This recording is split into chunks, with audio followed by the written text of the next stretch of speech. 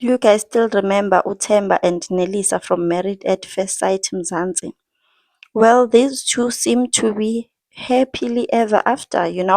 People have been criticizing them on social media, saying all sorts of things. People have been saying that it will end in tears because of how Temba left his baby mama.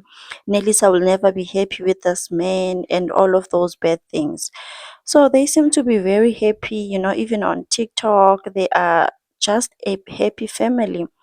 As you can see on this video, it's Temba, Nelisa's son, and Unelisa. They are just having a games night. They seem like a happy family. So, as you can see, guys, I think people are now, so sad because they really wished these two were going to break up or something like that. People were just wishing bad for them, and I really don't know why. Because at the end of the day, guys, people are allowed to love who they want to love. People are allowed to make decisions. Just because someone has children with you, it doesn't mean that he is going to marry you. People felt sorry for Temba's baby mama, saying that Nelisa won't succeed because this marriage is built on someone's tears.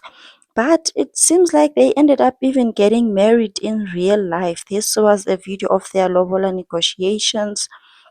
So they didn't just get married there during the show.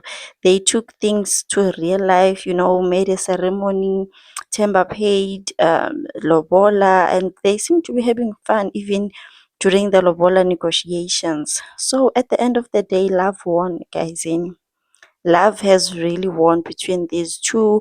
People may be saying what they wanted to say, but at the end of the day, love really won, and I just wish them all the best.